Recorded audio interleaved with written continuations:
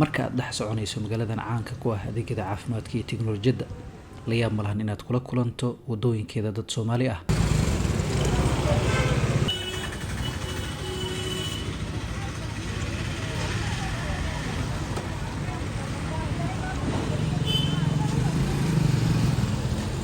waxa ku nool qiyaastii 80 ilaa 90% dadka Soomaaliyeed ee ku sugan Hindiya waana Hyderabad oo ka tirsan gobolka Telangana. sanad walba in ka badan 500 oo Soomaali bukaan ah ayaa Hindiya u aada si u helaan daaweyn caafimaad, balse waxay la kulmaan dhibaatooyin badan oo gaarsiiya qaarkood inay noloshooda ku waayaan. mid ka mid ah halka ay ka bilowdaan caqabadahaas waa turjubaanada Soomaaliyeed ee aan diir naxal lahayn oo kaliya fiirsada jeebkooda inay shilimaad galaan halkii ay ahayd inay garab iyo gaashaan u noqdaan dadkooda dhibaatada caafimaad halkaasi geysay. gabadh ilmo yar oo xanuunsan wadata ayuu wuxuu ku sameeyay intuu isbitaalka u raacay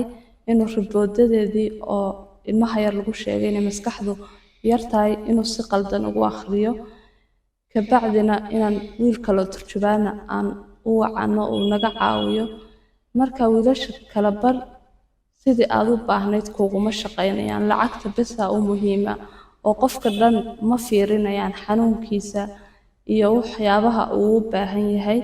adada kale aan kala kulmay waxay tahay gabar oo waalidkeed wada iyadana intay lacagta ka shubteen iyadana inuu u gambiyo maalin kasta iyadoo ballankii leh inuu ka soo daaho, inuu haddana uu ku raado lacagtii hore aan ka qaatay waxay ahayd turjubaannimada ee lacagta taksiga iyadana waa inaad gooni u bixisaa. marka aad bay ugu dhibaataysan yihiin kala bar wiilasha turjubaanka dalkan Hindiya waliba Hyderabad. waxay kala sameynayaan qof aan qaliin u baahnayn inay dhakhtarkii ka dhaadhicinayaan inay lacagta shiraaka ku noqdaan oo qofka qaliin ku sameeyaan.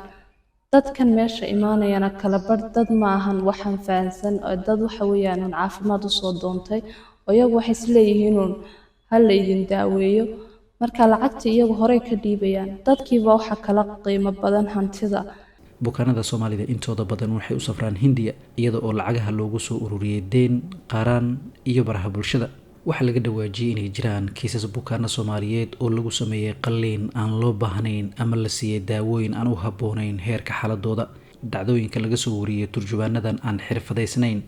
aalaba ma ahan mid la mahadiyo. dadka goobjooga u ahna waxay ku noqotaa mid ay la anfariiraan. waxaa la kulmay dhacdooyin aad xun, dhacdooyinkaas ay ka mid tahay mid aan goobjooga ka ahaa, taasoo ah maamo Soomaaliyeed ee dhibaataysan aanu u baahnayn qaliin. ayuu ku dhahay ninka turjubaanka waxaa loo baahan yahay dhakhtarku yiri qaliin baa u baahan tahay iyadoo aanaysan u baahnayn. 2 wiig ka bacdi dhakhtarkii u soo laabatay ka bacdi dhakhtarkii uu ku dhahay qaliin uma baahnid.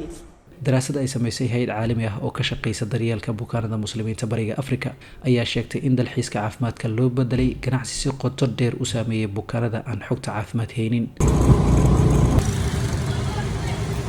warbixino dhowr ah ayaa daha ka qaaday in bukaano Soomaaliyeed oo Hindiya tagay laga bixiyay warbixin qaldan si loogu sameeyo qaliin qaali ah kadibna caafimaadkoodii uu sii xumaaday. intii aan ku guda jiray diyaarinta warbixintan waxaan aad ula yaabay oo la iga sheekeeyay in mid ka mid ah turjubaanada Soomaalida uu lacag maalinle uga qaadan jiray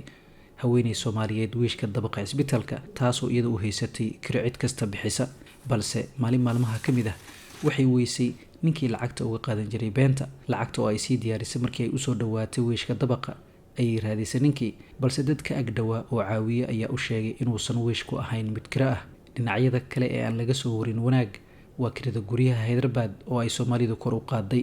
taasoo Hindidu la yaab ku noqotay fursadna u noqotay inay ka helaan macaash ka badan midkii ay rajeynayeen. arrimahan aan la dhayalsan karin waxay bedeshay qulubta dhalinyaro halkaas wax ku barata, kuwaas oo leh meel loo raacdo.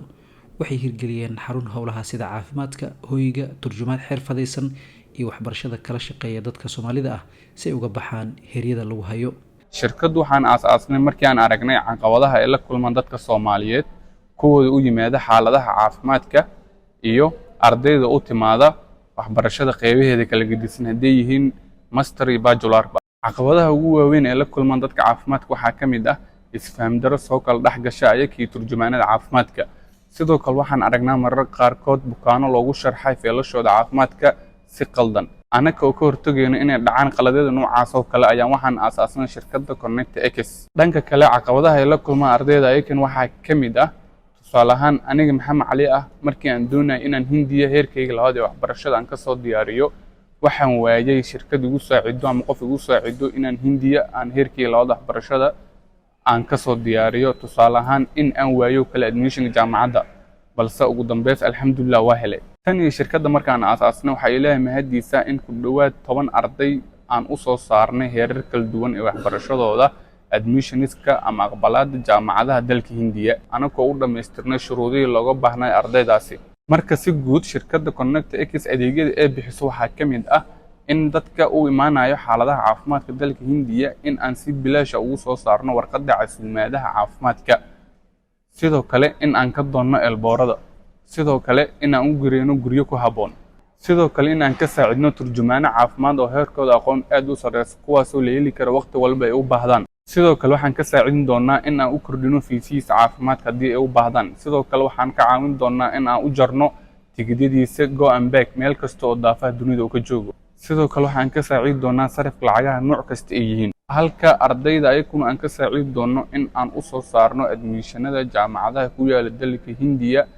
anagoo u dhameystirayno shuruud walba oo looga baahan yahay sidoo kale waxa uu qaban doonaa adeegyadii aan kor ku soo xusnay ugu dambeys si aad u soo apply gareyso adeegyada shirkadda Connect X ay bixiso waxa u baahan tahay in aad booqato barteeni website-ka www.connectx.com dadka sida cad u marin habaabiya bukaanadii eheladooda waxay mudan yihiin in sharciga lala tiigsado lana mariyo ciqaabta u qalanta si aysan kuwa kale ugu dhiiran falalkaasi guracan